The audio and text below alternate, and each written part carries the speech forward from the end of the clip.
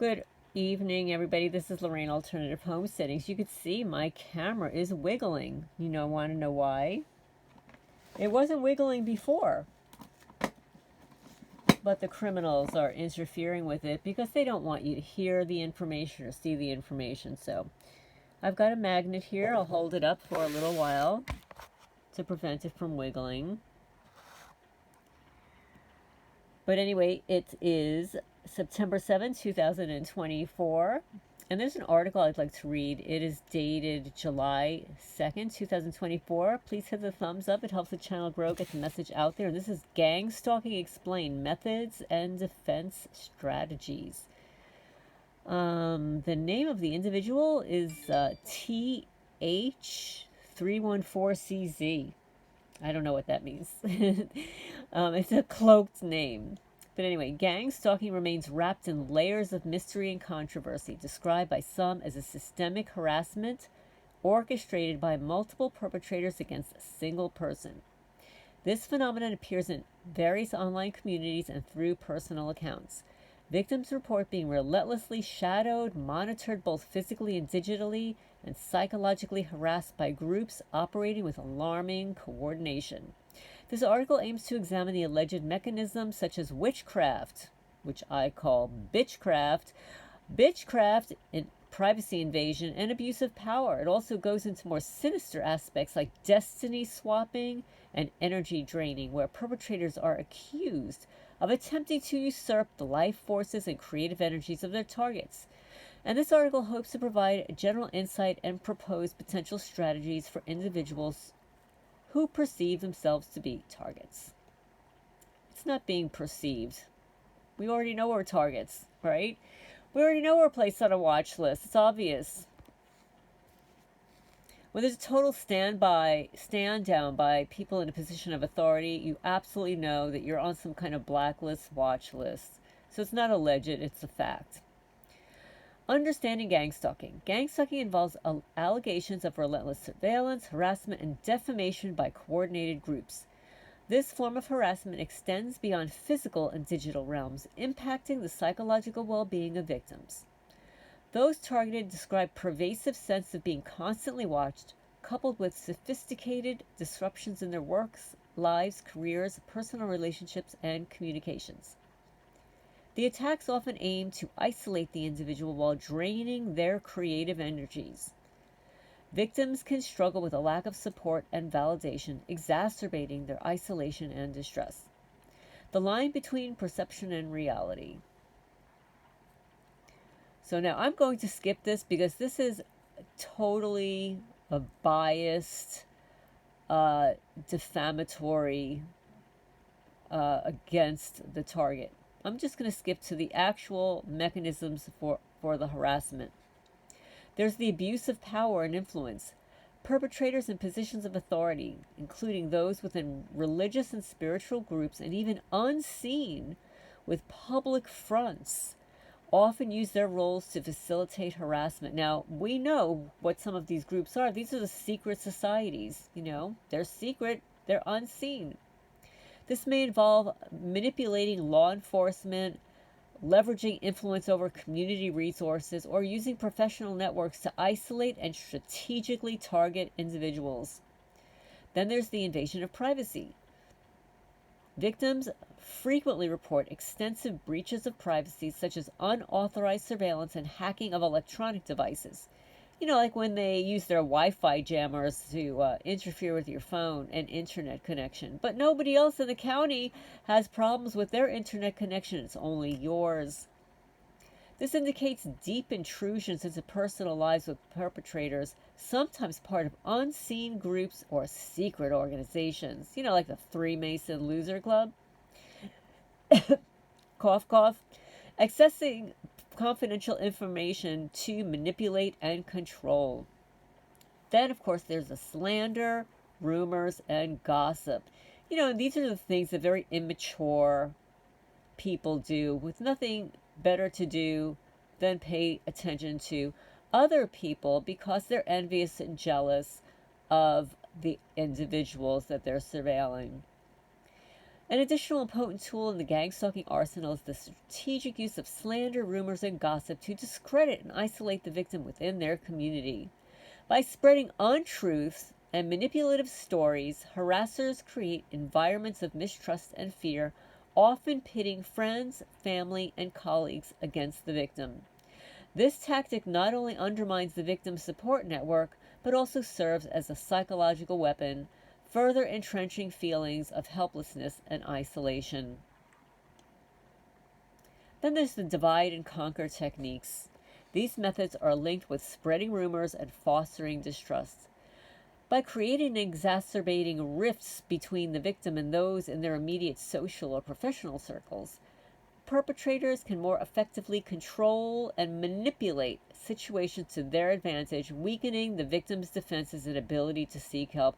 And I'm going to just tell you where I live here, the people are such morons that while it's very annoying and very disruptive, it just baffles the mind how stupid and idiotic these people are. I mean, they I don't know, what do they think that they're doing something wonderful? It's so obvious what they do, and they are morons. And yes, Robert, you say, that I use the word all. Well, here, where I live now, it is all, because I live in a very small community, and they're all in on it, and they're all very extremely immature, and they think that they're actors and actresses, and they're really bad at it. So now there's a witchcraft and occult practices. Some reports of gang stalking involve the use of occult techniques by harassers, including spells and curses aimed at controlling or harming victims' spirituality. These claims, often associated with dark cults and covens, intertwine with cultural and spiritual beliefs, adding layers of complexity to any empirical investigation. Destiny swapping and parasitic draining. These are the energy vampires. This form of harassment involves metaphysical claims where perpetrators, believed to be part of dark spiritual entities or organizations, attempt to usurp victims' potential or life paths. They are allegedly stealing ideas and vital energy to enhance their own status or well-being, effectively draining the victim's resources and vitality. And they do. They steal your identity. They steal your bank account information. They steal the names of people in your contact list. They come into your house and they damage your clothing.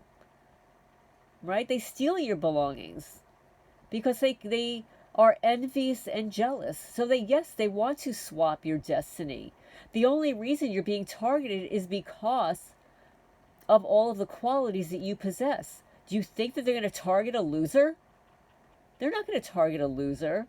That makes them a double loser. They're already losers. They only target the winners, guys. So they allegedly steal ideas and vital energy to enhance their own status. And some of the motives are diverse and often disturbing, reflecting a range of unethical intentions. They want to silence dissent. This motive is frequently cited in instances where the target is involved in activism or who has acted as a whistleblower. Perpetrators often represent powerful interests or entities. They use gang-stalking techniques to suppress and discourage any opposition that could threaten their status quo or expose their wrongdoings. Oh, really? You mean like their corruption? Okay, they want to silence you for exposing their corruption. Meanwhile, they should all be in prison. Social manipulation. Gang stalking is also described as a tool for broad societal control, orchestrated by influential groups aiming to destabilize or manipulate specific communities or individuals. This tactic can be employed to enforce conformity, discourage certain behaviors, or even a means of social experimentation. And we've heard that often said by whistleblower Brian Coffrin. Financial gain. Perpetrators may be motivated by the prospect of personal gain. Yeah, because they're envious, jealous, greedy losers. They can't create for themselves, so they have to steal from other people, Like Robin Hood used to steal from the poor and give to the steal from the rich and give to the poor. These losers steal from the poor and they just line their pockets. Whether it's through direct payment for their harassment activities, they sabotage the victim's career or business opportunities, or the theft of their spiritual or creative energy. This type of harassment is marked by selfish and exploitive approach. The harassers seeking to elevate their own power and status or financial standing at the expense of the victim's well-being. Right, because they can't create for themselves. They can't do it without you. They have to piggyback on your success, your joy, your creativity, and your creative and spiritual strengths, because they don't have it. They're psychopaths. They're narcissists, right? They're addicts, too. In some cases, gang stalking is fueled by personal jealousy and envy. Perpetrators may target individuals out of resentment for their success, their relationships, or other attributes. This motive is deeply personal and reflects a desire to diminish or undermine the victim's achievements and happiness. Manipulation and blackmail. Some individuals are coerced into participating in gang stalking through manipulation or blackmail. They may be forced to harass targets due to threats against them or their loved ones, or because of compromising information held over them by the orchestrators. Oh, you mean like the local neighbors that can't keep their legs closed? Yeah, the ones that kind of do it with their bosses for personal gain. Yeah, those kind. This adds another layer of complexity and moral ambiguity to the practice, as some perpetrators might themselves be victims of coercion. Then there's unofficial competitions and games for entertainment. Another unsettling motive involves gang stalking being used as a form of entertainment for the perpetrators, psychopaths, who may treat the harassment like a game or a competition. This often sadistic perspective is especially troubling as it turns into a severe distress and harms the victim into a source of amusement and competition amongst groups. This is why they're sick. These are sick, disturbed, deranged individuals. This kind of motive underscores a deep lack of empathy and disregard for human rights, as participants in these quote-unquote games seek thrills at the expense of another's well-being. These motives collectively showcase the dark and complex nature of gang stalking, highlighting the need for greater awareness and protective measures for those who find themselves targets of such harassment. And victims of gang